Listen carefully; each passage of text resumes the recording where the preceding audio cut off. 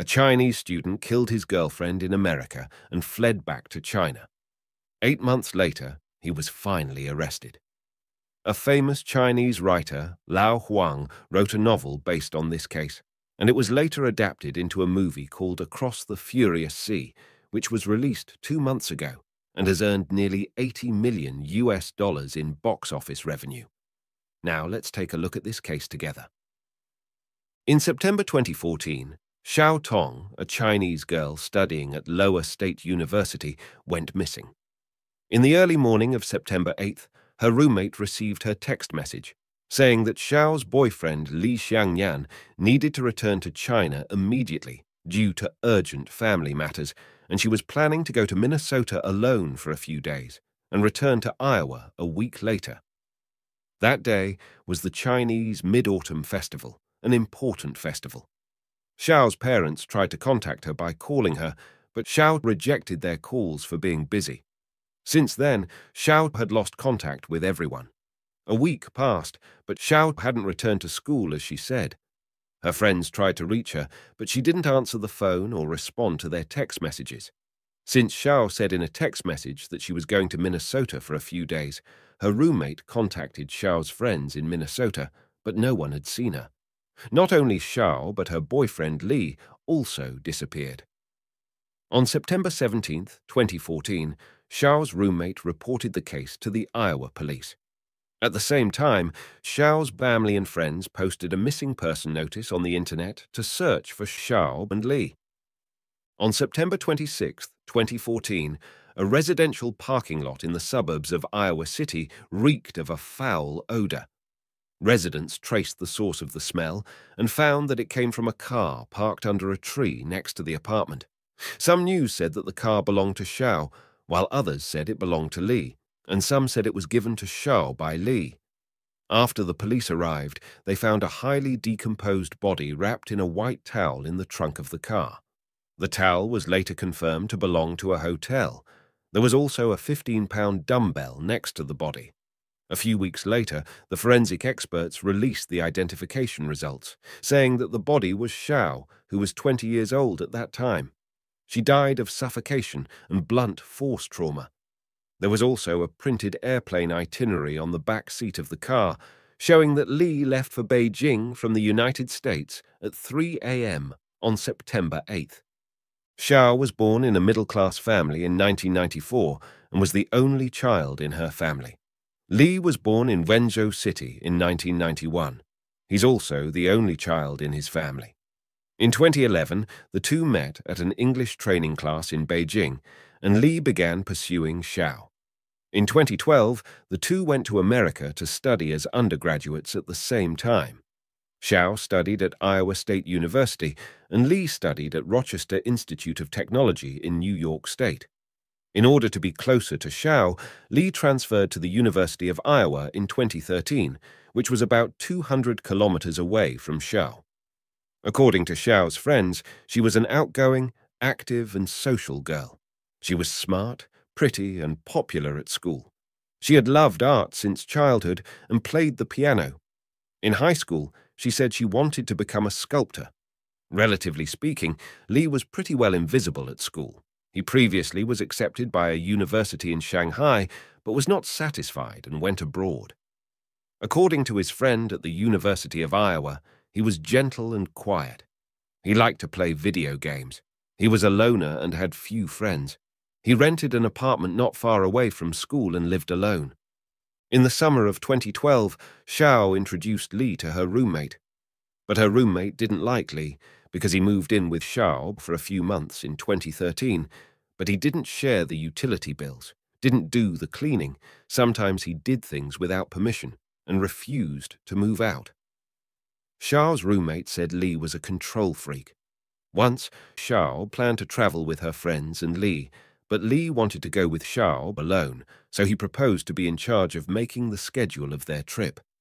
He then booked the flight tickets for himself and Xiao without informing her friends, trying to ditch them.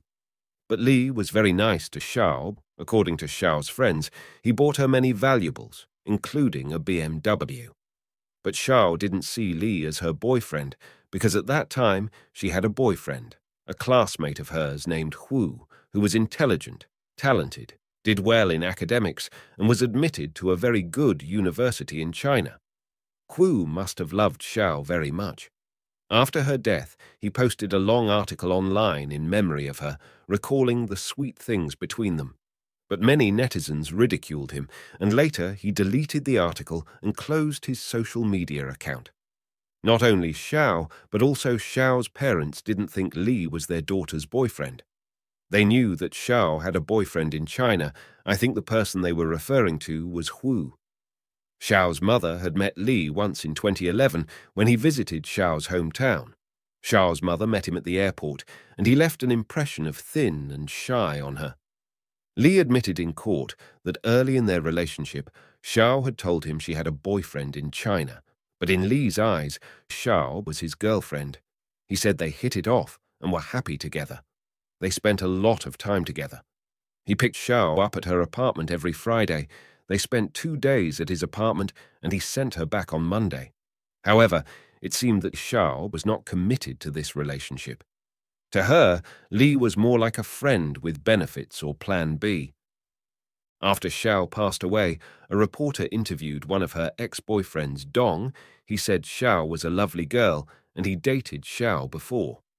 They had sex several times, so he thought of her as his girlfriend, but few people knew about their relationship. Later, Dong found that Shao flirted with other boys, and he was upset about it. He asked Shao to stop doing that, but she never listened. Dong then found out that Shao had a boyfriend in China, so he ended the relationship with her. In late August 2014, Shao met a Chinese student, Zhang Jixin, on an outing, and the two quickly started dating.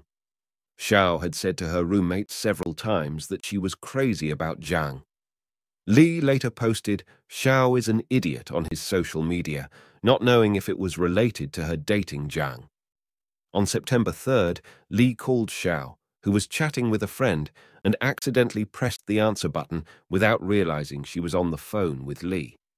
At that time, she was complaining about Li to her friend. Li quietly listened to their conversation for nearly 21 minutes, which was later confirmed by the police in their investigation into his call records. Li said he heard Shao say that he was cheap, that he was not her boyfriend since the beginning, and she was already tired of him.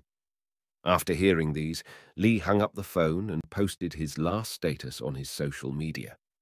3 days later, Shao disappeared. On September 5th, 2014, Li drove Shao to a hotel named the Budget Inn, where they had stayed 3 times before. The next afternoon, Shao went to school to do her group homework. At around 5 p.m., Li went to TJ Maxx and Walmart alone and bought a suitcase and 2 dumbbells. He put them in the trunk of his Toyota Camry and booked a one-way ticket back to China on the 8th. According to Li's statement, on the night of September 6th in the hotel, after having dinner and watching a movie, the two were getting ready to go to bed, and Shao suddenly told him that she had fallen in love with a boy and wanted to spend Monday through Friday with her new boyfriend, and she could still spend weekends with Li. Li said he was shocked and heartbroken by her confession. He said this in court, "I have given so much to her. In her mind, I am at best a weekend boyfriend." Then he and Shao had a big fight over the incident. Li was so furious that he cursed her. Shao put a pillow over his mouth to stop him, causing him unable to breathe. Li then tried to choke her. He sat up on her and kept choking her. She resisted at first, but after a minute or two, she stopped, struggling. Li called her, but she didn't respond. He got out of bed and turned on the light, only to find she was dead. Li covered her face with a white towel. He put the body and a dumbbell into the suitcase. He left the hotel with the suitcase on the morning of September 7th, 2014, with the plan to throw the suitcase into the river. But when he got to the river, he found the water level was shallow, so he changed his plan, leaving the body in his car. Li then drove the car back to his rented apartment and parked it in a nearby parking lot. At 3 a.m. on September 8th, he left America. According to Li's statement, he lost his mind and killed Shao on impulse after learning about the proposal of weekend boyfriend, and Shao covered him with a pillow, which made him unable to breathe before he tried to resist and accidentally killed her. As for buying dumbbells and a large suitcase in advance, he explained those were for fitness and moving. Wenzhou People's Procuratorate had conducted a lie detector test on Li, a total of more than 10 questions, including whether it was a premeditated crime. The results showed that he lied in most of the questions. In fact, I think the true story is more likely to be this. During the period of Shao and Li's relationship, she told Li that she had a boyfriend. Li accepted it and chose to continue to be with Shao, which made Shao misunderstand his tolerance. But in fact, Li accepted the existence of Hu, perhaps because Hu was before him and was far away in China, so Li thought he was a real boyfriend for Shao, or at least a boyfriend-to-be. But when he knew that Shao had a new boyfriend, he couldn't accept it. Plus, he was angered by the phone call. On September 5th, he and Shao came to the hotel, and he told Shao about the phone call. Then, Shao told him that she had a lover. She suggested the weekend boyfriend thing and mistakenly thought that Li would still generously accept her another boyfriend, but Li felt insulted and planned to kill her. His murder method was very similar to another Chinese student killing his girlfriend in Canada. In 2002, 19-year-old Leon killed his 21-year-old girlfriend, put her body in a suitcase, and dumped it in a lake. Later, the suitcase floated up, and someone found it and called the police. Leon fled back to China before the police could reach him. I even suspect that Li might have imitated that case and improved on it. On the evening of September 6th, Li bought a suitcase and dumbbells to add weight to the body, trying to make the suitcase sink forever. After the murder, he also fled back to China, like Leon. On September 11th, 2014, Li entered China from Beijing and then flew to Guangzhou to visit his friend, Zhang Yong. Zhang had also studied in the US, and they met there. Li didn't act abnormally on his sudden return, and Zhang didn't suspect anything. Zhang booked a room in a hotel for Li and helped him exchange some RMB. After 2 days in Guangzhou, Li told Zhang that he wanted to go back to his hometown Wenzhou, and they never contacted each other again. After leaving Guangzhou, Li didn't return to Wenzhou, but took a bus to Xi'an. He called his mother to tell her that he had killed his girlfriend. His mother immediately arranged for him to go out to hide. A few days later, on the 26th, Shao's body was found. After the police investigation, Li was wanted, but he had disappeared. In fact, he was hiding in a herdsman's home in Qinghai City under the arrangement of his mother. The Wenzhou police believed that Li's parents knew his whereabouts and constantly visited and talked with them, hoping they could persuade Li to surrender. It was not until May 11th, 2015, after nearly 8 months of hiding in Qinghai, Li finally turned himself in to Wenzhou police. Since then, the American police have transferred evidence to Wenzhou police. The evidence provided by the American police is very comprehensive. They questioned the victim's classmates, roommates, study group members, and even the victim's attendance at school, academic performance, and hospital information. There are more than 100 bags of various material evidence and thousands of photos. There are synchronous recordings and videos of the scene of the crime, the scene of the body dumping, and the evidence from the relevant witnesses. When making the final statement in court, Li knelt to Shao's family, saying, "I had never loved someone so much. I had been very good to her since we were together. I didn't want to hurt her. I don't know how things turned out to be like this. I'm so sorry for her. It's my fault she lost her life and everything. It's too late to say this, but I'll do anything I can to compensate for her parents." On June 22nd, 2016, the court found Li guilty of intentional homicide. Although he was on the run for 8 months and didn't admit that it was a premeditated murder, he confessed the fact he strangled Shao, and in court he showed guilt and full of remorse for his actions, so the court recognized this as a surrender. Li's parents actively compensated the victim's family for economic losses. Shao's parents expressed forgiveness and withdraw the incidental civil lawsuit. Therefore, the punishment of Li was lighter. he was sentenced to life imprisonment. If following the principle of commutation, he may be out of prison around his 40s.